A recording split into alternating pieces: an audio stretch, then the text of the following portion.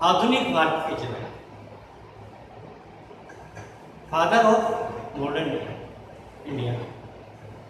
देखिए, सामान्य सी बात है, जनक उसको कहा जाता है जो किसी व्यवस्था को उत्पादित करता है या किसी व्यवस्था को देता है। तो राजाराम मोहन राय आधुनिक भारत के जनक।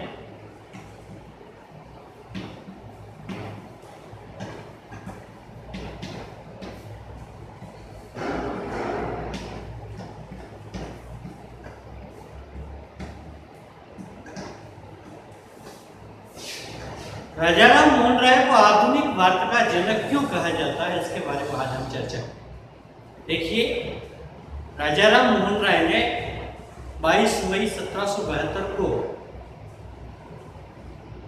माता तारिणी देवी रमाकांत के घर हुगली जिले के राधानगर ग्राम में जन्म लेने वाला बालक राम मोहन आगे जाकर के भारत के अंदर वो आयाम प्रतिष्ठित करता है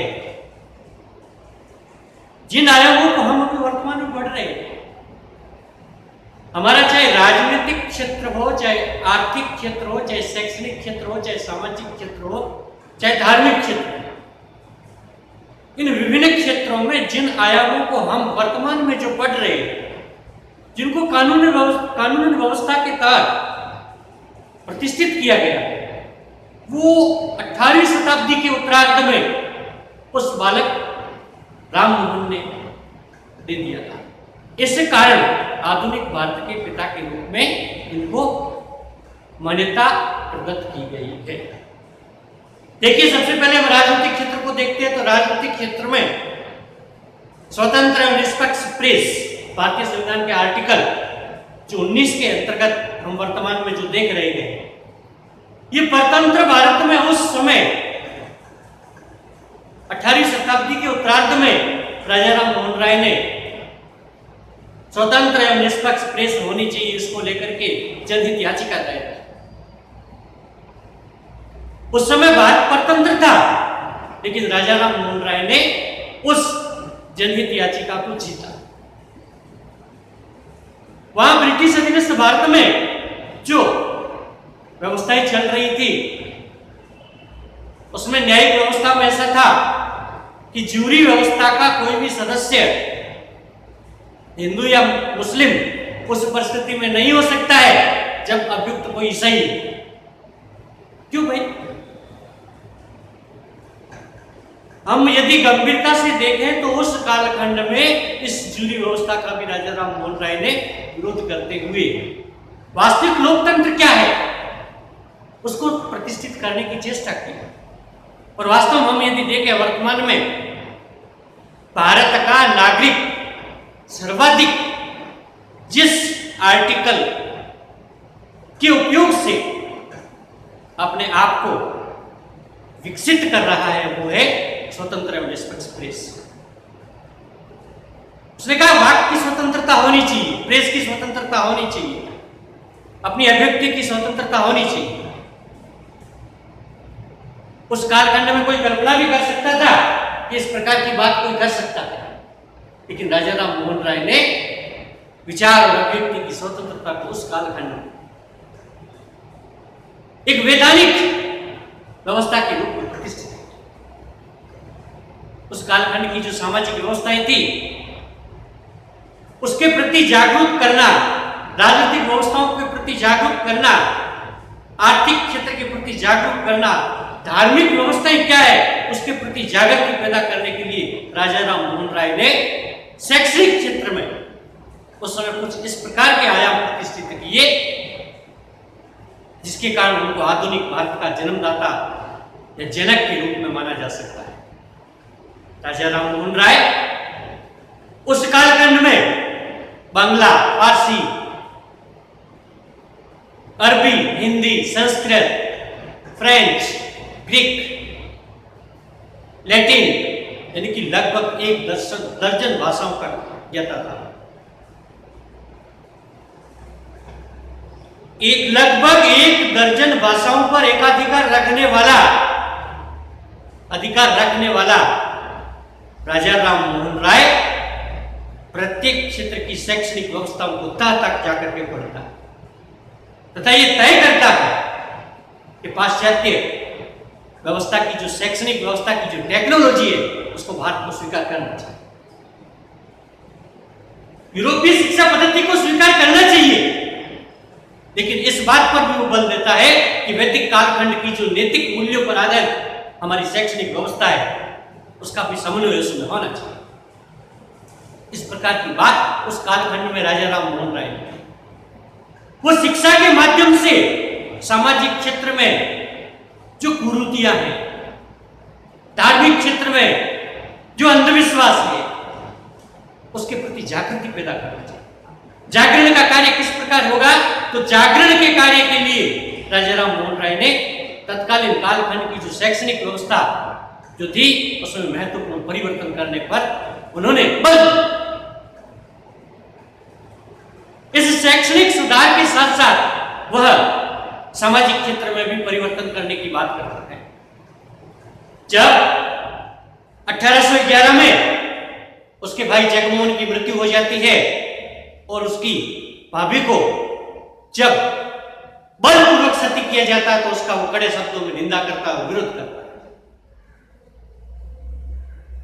वो कहता है कि सती प्रथा कुप्रथा है, इसको नष्ट नाबूद करना चाहिए, समूल रूप से नष्ट करना चाहिए।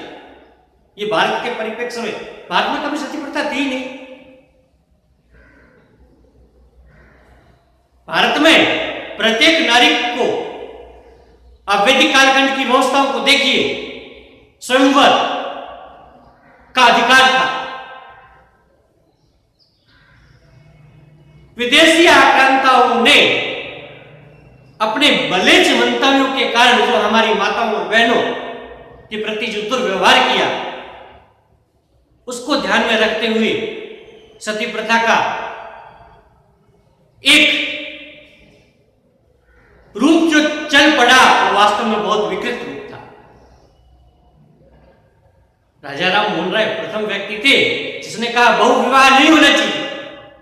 उस कालखंड में पुरुष एक से अधिक विवाह करते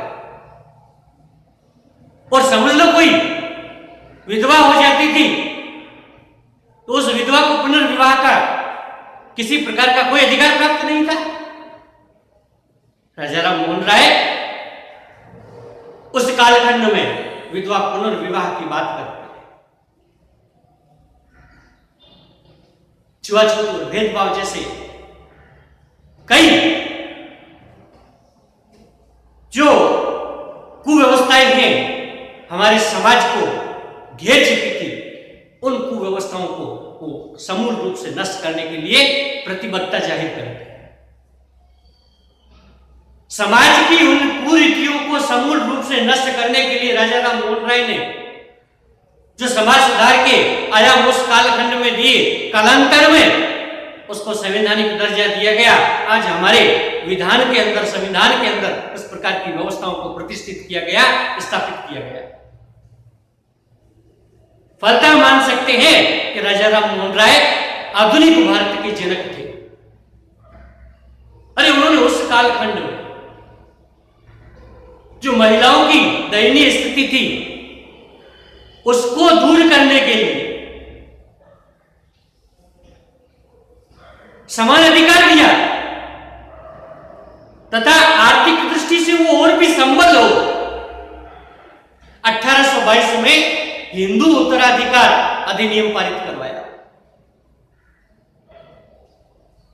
पुरुष की पैतृक संपत्ति में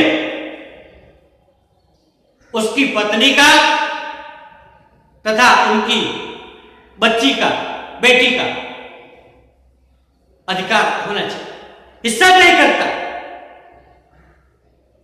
वर्तमान में भी हम देखते हैं तो पैतृक संपत्ति में पिता का जितना अधिकार होता है उतना का उतना अधिकार हमारी मां का भी होता है। उसके साथ साथ जो बहनें होती है उनका भी अधिकार होता है। यदि कोई वसीयतनामा किसी भी प्रकार का बनता है तो हक तर्कनामा जो लगता है उसमें उसकी बहन का भी लगता है। हमारे पिता के साथ में पिता की जो बहन है उसका भी लगता है। ये उस कालखंड में महिलाओं की आर्थिक दशा जो विदेशी आक्रांताओं के कारण दयनीय हो गई थी, दया का पात्र बन चुकी थी, उसको समान दर्जा दिलाने के लिए राजा राम मोहन राय इस प्रकार की व्यवस्थाओं को प्रतिष्ठित करते हैं। राजा राम मोहन राय ने तत्कालीन जो आर्थिक व्यवस्था थी उसको सुधारने के लिए कई प्रकार की व्यवस्थाओं को प्रतिष्ठित किया। उन्होंने कहा, जमीन उसी की है जो हल जोतता, यानी कि किसान और मजदूर वर्ग को आर्थिक दृष्टि से संपन्न बनाया। जिस देश का किसान और मजदूर आर्थिक दृष्टि से संपन्न नहीं होता है, वह देश सदैव रुग्ण तथा विपन्न श्रेणी में खड़ा रहता है। मुझे ऐसा लगता है वर्तमान में किसान और मजदूर की जो व्यवस्था है उसको सुधारे जाने के लिए कई प्रकार के जो प्रयास किए जा रहे हैं, वही राजा राम मोहन राय ने उस कालखंड में जो बात कही थी उसको क्रियान्वित की जाए। राजा राम मोहन राय न केवल आर्थिक बल्कि धार्मिक क्षेत्र में भी तह तक जाकर के, गहराई तक जाकर के अध्ययन करते हैं। वो चाहे ईसाइयत हो, चाहे इस्लाम हो, चाहे हिंदू धर्म हो, उन धर्मों में जो व्याप्त कुरीतियां हैं उनको नस्ते नाबूद करना चाहते हैं, समूल रूप से नष्ट करना चाहते हैं। राजा राम मोहन राय स्पष्ट रूप से उस बात को रखते हैं कि मूर्ति पूजा नहीं होनी चाहिए, बहुदेववाद नहीं होना चाहिए, ट्रिनिटी का सिद्धांत नहीं होना चाहिए, इस्लाम धर्म में जितने भी आडंबर है इस प्रकार के आडंबर नहीं होने चाहिए। वैदिक कालखंड की जो अद्वैतवाद की जो व्यवस्था है उसको प्रतिष्ठित करने के लिए राजा राम मोहन राय स्पष्ट रूप से इस प्रकार के सिद्धांत देते हैं। यदि हम गंभीरता से देखें तो प्राचीन कालखंड में जो वैदिक व्यवस्थाएं थी उन व्यवस्थाओं को आधुनिक युग से जोड़ने के लिए मध्यकाल में जो राजा राम मोहन राय होते हैं वो उन व्यवस्थाओं को देते हैं। उन सारी व्यवस्थाओं को वर्तमान में जो कानून के रूप में हम देख रहे हैं, चाहे सती प्रथा पर प्रतिबंध हो, चाहे विधवा पुनर्विवाह हो, चाहे महिला उत्तराधिकार अधिनियम हो, चाहे पैतृक संपत्ति हो, चाहे जमींदारी प्रथा पर उन्मूलन हो, चाहे शिक्षा व्यवस्था में सुधार हो, प्रत्येक क्षेत्र बहुदेववाद का विरोध हो, मूर्ति पूजा का विरोध हो, या धार्मिक जितने भी आडंबर है, मतवल्ली जो कट्टरवाद की जो बात करते हैं उन सब का प्रतिरोध करते हैं। विद्यार्थियों, इन सभी बिंदुओं से हमें इस बात से निश्चित रूप से कतई कहने में कोई परहेज उत्पन्न नहीं हो रहा है कि आधुनिक भारत के जनक राजा राम मोहन राय थे।